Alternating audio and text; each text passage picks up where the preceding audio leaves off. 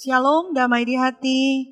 Bapak Ibu yang diberkati Tuhan, senang sekali kita diperkenankan Tuhan berjumpa dalam pelayanan gerakan membaca Alkitab 365 hari.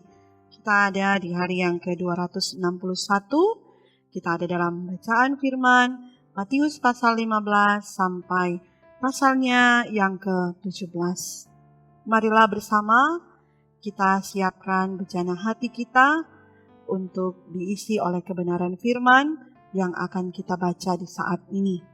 Mari berdoa.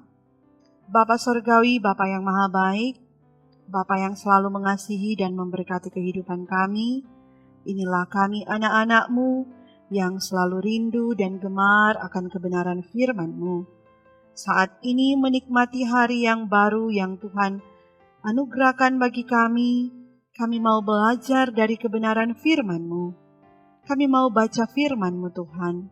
Sertailah kami dalam tuntunan naungan tangan kasih setia-Mu. Pimpinlah kami agar kami boleh benar-benar pahami, mengerti maksud perkataan firman dalam hidup kami ini. Maka inilah doa kami, di dalam nama Tuhan Yesus kami bawa doa ini. Amin. Marilah kita mulai membaca bagian bacaan Alkitab kita di hari ini. Kemudian, datanglah beberapa orang Farisi dan ahli Taurat dari Yerusalem kepada Yesus dan berkata, "Mengapa murid-murid-Mu melanggar adat istiadat nenek moyang kita? Mereka tidak membasuh tangan sebelum makan." Tetapi jawab Yesus kepada mereka, "Mengapa kamu pun melanggar perintah Allah demi adat istiadat nenek moyangmu? Sebab Allah berfirman, hormatilah ayahmu dan ibumu. Dan lagi, siapa yang mengutuki ayahnya atau ibunya, pasti dihukum mati. Tetapi kamu berkata, barang siapa berkata kepada bapaknya atau kepada ibunya, apa yang ada padaku, yang dapat digunakan untuk pemeliharaanmu, sudah digunakan untuk persembahan kepada Allah, orang itu tidak wajib lagi menghormati bapaknya atau ibunya. Dengan demikian firman Allah, kamu nyatakan tidak berlaku demi adat istiadatmu sendiri. Hai orang-orang munafik, benarlah nubuat Yesaya tentang kamu. Bangsa ini memuliakan aku dengan bibirnya, padahal hatinya jauh daripadaku. Percuma mereka beribadah kepadaku, sedangkan ajaran yang mereka ajarkan ialah perintah manusia. Lalu Yesus memanggil orang banyak dan berkata kepada mereka, dengar dan camkanlah, bukan yang masuk ke dalam mulut yang menajiskan orang, melainkan yang keluar dari mulut, itulah yang menajiskan orang. Maka datanglah murid-muridnya dan bertanya kepadanya, engkau tahu bahwa perkataanmu itu telah menjadi batu sandungan bagi orang-orang Farisi? Jawab Yesus, setiap tanaman yang tidak ditanam oleh Bapa-Ku yang di sorga akan dicabut dengan akar-akarnya. Biarkanlah mereka itu. Mereka orang buta yang menuntun orang buta. Jika orang buta menuntun orang buta, pasti keduanya jatuh ke dalam lubang. Lalu Petrus berkata kepadanya, jelaskanlah perumpamaan itu kepada kami. Jawab Yesus, kamu pun masih belum dapat memahaminya? Tidak tahukah kamu bahwa segala sesuatu yang masuk ke dalam mulut turun ke dalam perut lalu dibuang di jamban? Tetapi apa yang keluar dari mulut berasal dari hati, dan itulah yang menajiskan orang. Karena dari hati timbul segala pikiran jahat, pembunuhan, persinahan, percabulan, pencurian, sumpah palsu, dan hujat. Itulah yang menajiskan orang. Tetapi makan dengan tangan yang tidak dibasuh tidak menajiskan orang. Lalu Yesus pergi dari situ dan menyingkir ke daerah Tirus dan Sidon. Maka datanglah seorang perempuan Kanaan dari daerah itu dan berseru, kasihanilah aku ya Tuhan, anak Daud, karena anakku perempuan kerasukan setan dan sangat menderita. Tetapi Yesus sama sekali tidak menjawabnya. Lalu murid-muridnya datang dan meminta kepadanya, suruhlah ia pergi. Ia mengikuti kita dengan berteriak-teriak. Jawab Yesus, Aku diutus hanya kepada domba-domba yang hilang dari umat Israel." Tetapi perempuan itu mendekat dan menyembah Dia sambil berkata, "Tuhan, tolonglah aku." Tetapi Yesus menjawab, "Tidak patut mengambil roti yang disediakan bagi anak-anak dan melemparkannya kepada anjing." Kata perempuan itu, "Benar Tuhan, namun anjing itu makan remah-remah yang jatuh dari meja tuannya." Maka Yesus menjawab dan berkata kepadanya, "Hai ibu, besar imanmu, maka jadilah kepadamu seperti yang kau kehendaki." Dan seketika itu juga anaknya sembuh. Setelah meninggalkan daerah itu, Yesus menyusur pantai Danau Galilea dan naik ke atas bukit lalu duduk di situ. Kemudian orang banyak berbondong-bondong datang kepadanya, membawa orang lumpuh, orang timpang, orang buta, orang bisu, dan banyak lagi yang lain, lalu meletakkan mereka pada kaki Yesus, dan Ia menyembuhkan mereka semuanya. Maka takjublah orang banyak itu melihat orang bisu berkata-kata, orang timpang sembuh, orang lumpuh berjalan, orang buta melihat, dan mereka memuliakan Allah Israel. Lalu Yesus memanggil murid-muridnya dan berkata, "Hatiku tergerak oleh belas kasihan kepada orang banyak itu. Sudah 3 hari mereka mengikuti aku, dan mereka tidak mempunyai makanan. Aku tidak mau menyuruh mereka pulang dengan lapar. Nanti mereka pingsan di jalan." Kata murid-muridnya kepadanya, "Bagaimana di tempat sunyi ini kita mendapat roti untuk mengenyangkan orang banyak yang begitu besar jumlahnya?" Kata Yesus kepada mereka, "Berapa roti ada padamu?" 7, jawab mereka. "Dan ada lagi beberapa ikan kecil." Lalu Yesus menyuruh orang banyak itu duduk di tanah. Sesudah itu Ia mengambil ke-7 roti dan ikan-ikan itu, mengucap syukur, memecah-mecahkannya, dan memberikannya kepada murid-muridnya. Lalu murid-muridnya memberikannya pula kepada orang banyak. Dan mereka semuanya makan sampai kenyang. Kemudian orang mengumpulkan potongan-potongan roti yang sisa, 7 bakul penuh. Yang ikut makan ialah 4.000 laki-laki, tidak termasuk perempuan dan anak-anak. Lalu Yesus menyuruh orang banyak itu pulang. Ia naik perahu dan bertolak ke daerah Magadan. Kemudian datanglah orang-orang Farisi dan Saduki hendak mencobai Yesus. Mereka meminta supaya Ia memperlihatkan suatu tanda dari sorga kepada mereka. Tetapi jawab Yesus, "Pada petang hari, karena langit merah, kamu berkata, hari akan cerah. Dan pada pagi hari, karena langit merah dan redup, kamu berkata, hari buruk. Rupa langit kamu tahu membedakannya, tetapi tanda-tanda zaman tidak. Angkatan yang jahat dan tidak setia ini menuntut suatu tanda, tetapi kepada mereka tidak akan diberikan tanda selain tanda Nabi Yunus." Lalu Yesus meninggalkan mereka dan pergi. Pada waktu murid-murid Yesus menyeberang danau, mereka lupa membawa roti. Yesus berkata kepada mereka, "Berjaga-jagalah dan waspadalah terhadap ragi orang Farisi dan Saduki." Maka mereka berpikir-pikir dan seorang berkata kepada yang lain, "Itu dikatakannya karena kita tidak membawa roti." Dan ketika Yesus mengetahui apa yang mereka perbincangkan, Ia berkata, "Mengapa kamu memperbincangkan soal tidak ada roti? Hai orang-orang yang kurang percaya, belum juga kamu mengerti? Tidak kamu ingat lagi akan 5 roti untuk 5.000 orang itu? Dan berapa bakul roti kamu kumpulkan kemudian? Ataupun akan 7 roti untuk 4.000 orang itu? Dan berapa bakul kamu kumpulkan kemudian? Bagaimana mungkin kamu tidak mengerti bahwa bukan roti yang kumaksudkan? Aku berkata kepadamu, waspadalah terhadap ragi orang Farisi dan Saduki." Ketika itu, barulah mereka mengerti bahwa bukan maksudnya supaya mereka waspada terhadap ragi roti, melainkan terhadap ajaran orang Farisi dan Saduki. Setelah Yesus tiba di daerah Kaisarea Filipi, Ia bertanya kepada murid-muridnya, kata orang, "Siapakah anak manusia itu?" Jawab mereka, "Ada yang mengatakan Yohanes Pembaptis, ada juga yang mengatakan Elia, dan ada pula yang mengatakan Yeremia atau salah seorang dari para nabi." Lalu Yesus bertanya kepada mereka, "Tetapi apa katamu? Siapakah aku ini?" Maka jawab Simon Petrus, "Engkau adalah Mesias, Anak Allah yang hidup."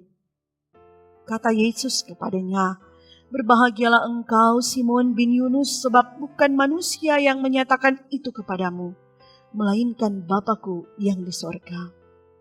Dan aku pun berkata kepadamu, engkau adalah Petrus, dan di atas batu karang ini aku akan mendirikan jemaatku, dan alam maut tidak akan menguasainya. Kepadamu akan kuberikan kunci kerajaan sorga. Apa yang kau ikat di dunia ini akan terikat di sorga, dan apa yang kau lepaskan di dunia ini akan terlepas di sorga." Lalu Yesus melarang murid-muridnya supaya jangan memberitahukan kepada siapapun bahwa ia Mesias. Sejak waktu itu, Yesus mulai menyatakan kepada murid-muridnya bahwa ia harus pergi ke Yerusalem dan menanggung banyak penderitaan dari pihak tua-tua, imam-imam kepala, dan ahli-ahli Taurat, lalu dibunuh dan dibangkitkan pada hari ketiga. Tetapi Petrus menarik Yesus ke samping dan menegur dia, katanya, "Tuhan, kiranya Allah menjauhkan hal itu. Hal itu sekali-kali tak akan menimpa engkau." Maka Yesus berpaling dan berkata kepada Petrus, "Enyahlah iblis, engkau suatu batu sandungan bagiku, sebab engkau bukan memikirkan apa yang dipikirkan Allah, melainkan apa yang dipikirkan manusia." Lalu Yesus berkata kepada murid-muridnya, "Setiap orang yang mau mengikut aku, ia harus menyangkal dirinya, memikul salibnya, dan mengikut aku. Karena barang siapa mau menyelamatkan nyawanya, ia akan kehilangan nyawanya. Tetapi barang siapa kehilangan nyawanya karena aku, ia akan memperolehnya. Apa gunanya seorang memperoleh seluruh dunia, tetapi kehilangan nyawanya? Dan apakah yang dapat diberikannya sebagai ganti nyawanya? Sebab Anak Manusia akan datang dalam kemuliaan Bapanya, diiringi malaikat-malaikatnya. Pada waktu itu, ia akan membalas setiap orang menurut perbuatannya. Aku berkata kepadamu, sesungguhnya di antara orang yang hadir di sini, ada yang tidak akan mati sebelum mereka melihat Anak Manusia datang sebagai Raja dalam kerajaannya."